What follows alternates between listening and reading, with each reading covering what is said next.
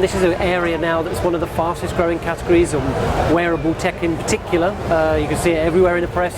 Is a really big growing area, and Fitbit are the market leaders in that globally, not just in Europe. So yeah, it's important for us to have presence and yeah, show all our latest and greatest, and be able to actually demonstrate the products where people may have heard about us but not get a chance to use it.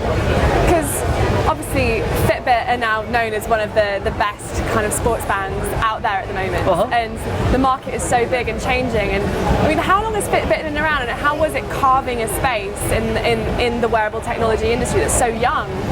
Yeah, so I suppose the category itself is probably only really about 3.5 years old, I guess. We launched in Europe on January the 2nd, 2012. Since then we've seen obviously a meteoric rise within the category. I think what's really changed and where our USPs have come from is technology changing. So the latest version of Bluetooth, for instance, Bluetooth 4 or Bluetooth Smart or Bluetooth Low Energy, whichever way you want to call it. Yeah, that side in particular has made a big difference to this type of product. So it means you can use Bluetooth all the time, or syncing in the background, which is unique to us, the syncing in the background, but it has no detrimental battery life to your smartphone, whereas traditional Bluetooth would probably drain the battery on your phone quite quickly. So it does mean that we can have products now that you can wear all the time, have proper wearable tech, and know that you can use it all the time, have it working in the background, and it's just a lot more user-friendly.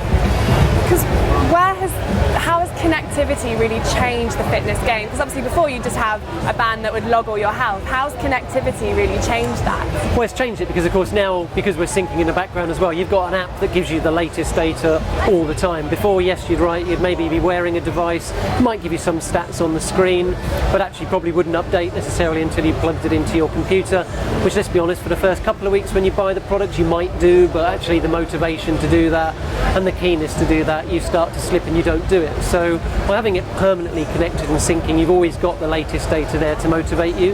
The Bluetooth Low Energy has been the biggest change in the connectivity because it means it is pairing all the time. Fitbit syncs with the most devices, whether that's Android or iOS, so we're able to sort of cover the majority of the most popular smartphones, be that HTC, LG, Samsung, or obviously Apple, and even the Sony phones. So that part of the connectivity has changed quite a lot, and it means that because you're permanently connected, you've always got something on the move to be able to look at and to keep you motivated. You can also see exactly up to date how you're doing against your friends, because you can invite your friends into the leaderboard. In fact, when you first set up a Fitbit device now, it will go through all of your contacts if you want it to, and it will tell you who has got a Fitbit device, and then you can actually invite them and be part of that leaderboard. So that sort of connectivity, not just within the device, but how you connect to others, you know, as a way to be sort of more motivational and more fun. And yeah, that's changed quite a lot over the last couple of years, definitely.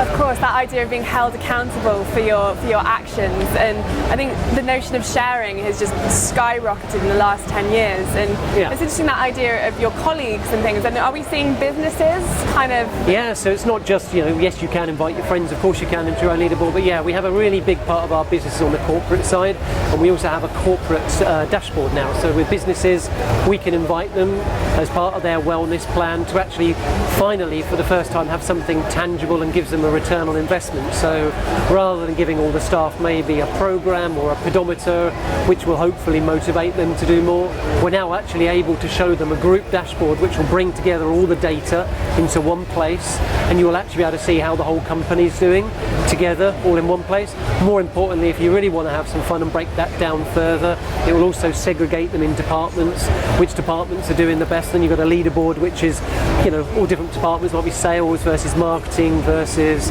PR, whichever it happens to be, a bit of fun, but it's also a great way to be able to see how the whole company is doing since you implemented a wellness program to before.